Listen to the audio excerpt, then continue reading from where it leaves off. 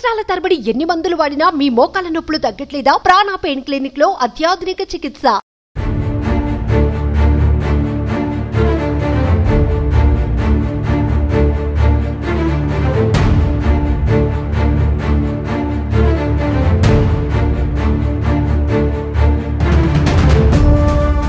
ప్రస్తుతం మనం ఉన్నాం మోకిలాలోని లా పలోమా విల్లాస్ దగ్గర. దాదాపు 212 విల్లాస్ ఇక్కడ ఉన్నాయి. ఒక్కొక్కటి అప్పట్లో 3-3.5 కోట్లు పెట్టుకుంటే ఈ ప్రస్తుతం అవి 6 కోట్లు వాల్యూ చేసేటువంటి పరిస్థితి. అంటే దాదాపు 1270 కోట్లు, అంటే సుమారుగా 1300 కోట్ల విలువైనటువంటి విల్లాస్ అనమాట. కానీ విల్లాస్ కొనుక్కునేటప్పుడు జనరల్గా ఏం ఆలోచిస్తాం మనం? సిటీకి దూరంగా ఉండాలి, గ్రీనరీ ఉండాలి, pollution, sound pollution, water pollution, అలాగే ఎయిర్ పొల్యూషన్ ఏమీ లేకుండా ఉండాలి, ప్రశాంతంగా ఉండాలి, అలాగే ఏ రకమైనటువంటి డిస్టర్బెన్స్లు ఉండకూడదు. ఇలాగ ఆలోచించి అది డబ్బులు ఉండి కొంటామో లేకపోతే కొన్నిసార్లు లోన్స్కి వెళ్ళి తీసుకుంటామో, మొత్తానికైతే డ్రీమ్ కాబట్టి ఇల్లు కొనాలి అనేది అలా కొనుక్కుంటుంటాం. బట్ ఈ విల్లాస్ ఇక్కడ కొనుక్కొని వీళ్ళందరూ వర్షం వచ్చినప్పుడల్లా ప్రతిసారి కూడా రకరకాలైనటువంటి బాధలు పడుతున్నారు.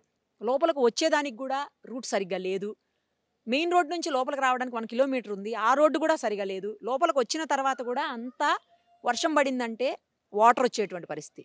ప్రస్తుతం మనం చూస్తున్నాము 2 రోజులుగా హైదరాబాద్ అంతా కూడా, హైదరాబాద్ కాదా, ఆ మాటకు వస్తే తెలంగాణ, ఆంధ్రప్రదేశ్ కూడా విపరీతమైనటువంటి వర్షాలు ఉన్నటువంటి పరిస్థితి.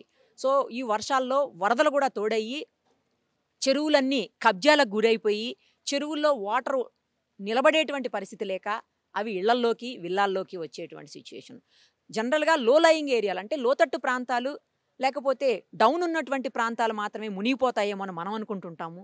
కానీ కాదు, కాస్ట్లీ ఏరియాగా చెప్పుకునే మోకిలా అంటేనే, లేదు ఈ సైడ్ ఉన్నటువంటి కోకాపేట అంటేనే అందరం కూడా చెప్తాము. మనం ఇంతకుముందు కూడా చూసాము, కోకాపేటలో నియోపోలిస్లో 100 కోట్లకి ఎకరం పోయినటువంటి పరిస్థితి. అంటే కాస్ట్లీ ఏరియా అనమాట.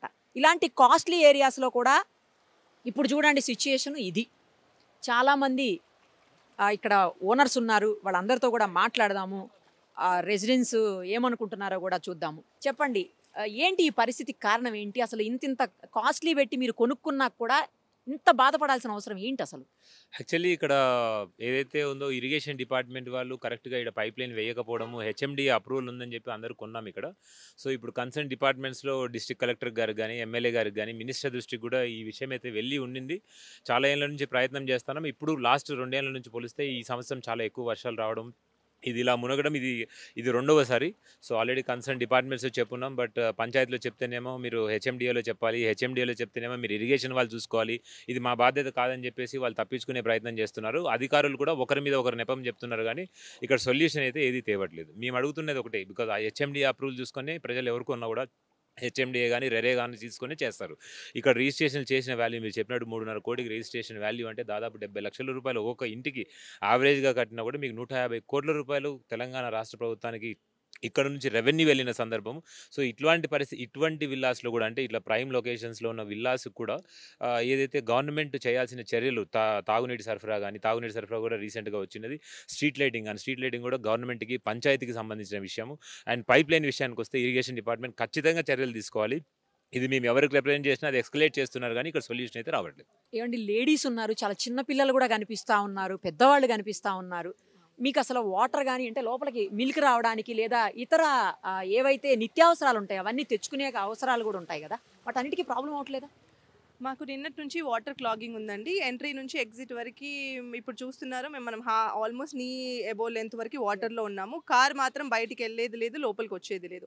ఇప్పుడు మా కమ్యూనిటీలో దగ్గర దగ్గర 212 విల్లాస్, ఒక 1000 రెసిడెంట్స్ ఉన్నారు.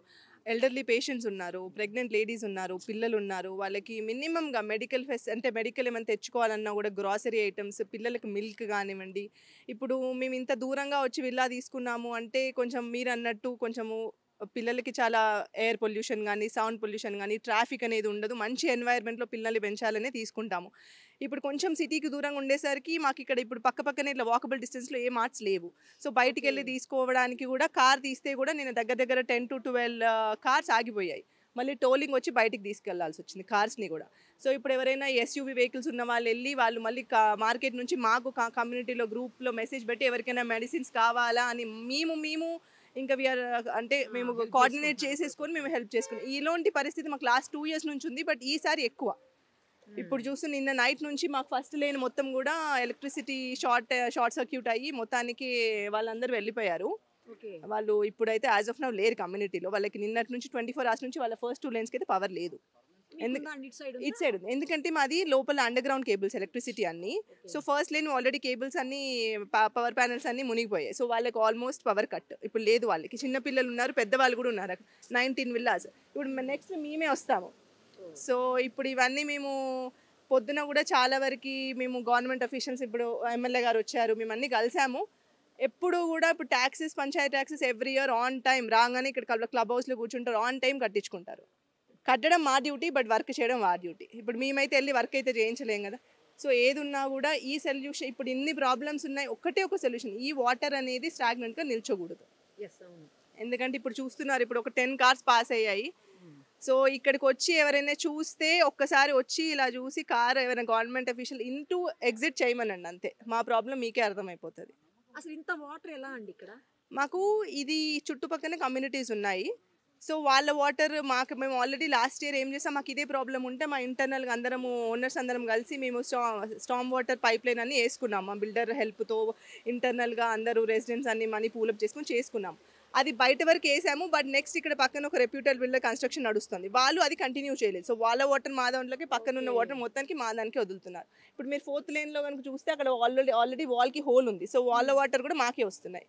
ఆ వాల్ కనుక మేము వాళ్ళు హోల్ చేయం, మా వాలే బ్రేక్ అయిపోద్ది.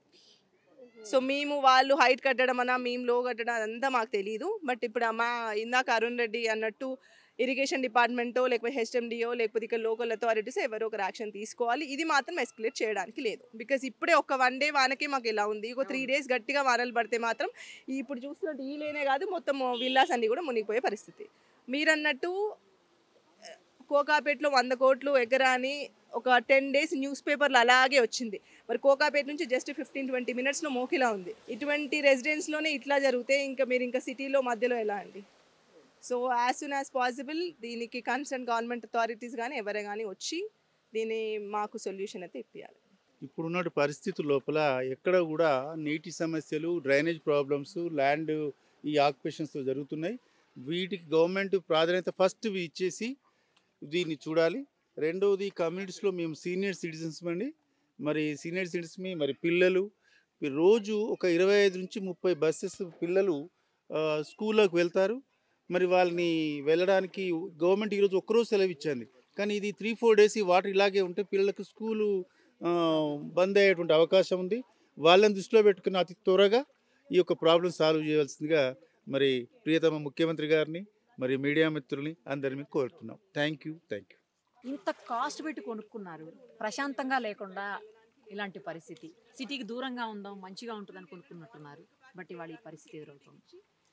ఇది కాస్ట్లీ చీప్ అనేది కాదండి. మనం ఏ ఇంట్లో చిన్నదైనా పెద్దదైనా అక్కడ అన్ని వసతులు, మౌలిక వసతులు ఉంటే అక్కడ ప్రశాంతంగా ఉండొచ్చు. అది విల్లాస్లోనే ఉంటే ప్రశాంతంగా ఉంటాము, లేకపోతే అపార్ట్మెంట్లో ఉంటే ఉండమని కాదు.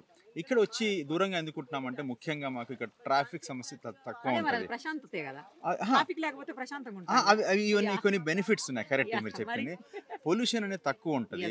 పిల్లలు ఇక్కడ సాయంత్రం వాటర్ పొల్యూషన్ తక్కువే, ఎయిర్ పొల్యూషన్ తక్కువే, సౌండ్ పొల్యూషన్ తక్కువే, ట్రాఫిక్ తక్కువే. అలాగే మనకి ఇక్కడ చిన్నపిల్లలు గేటెడ్ కమ్యూనిటీలో సైకిల్స్ పైన తిరిగినా, ఆడుకోవడానికి వెళ్ళినా, ఇక్కడ బయటికి వెళ్ళినా కూడా వాళ్ళు ఒక గేటెడ్ కమ్యూనిటీలో కొద్దిగా పరిరక్షణ సెక్యూర్డ్గా ఉంటుందనే ఒక ఉద్దేశంతో మేము ఇక్కడ రావడం జరిగింది.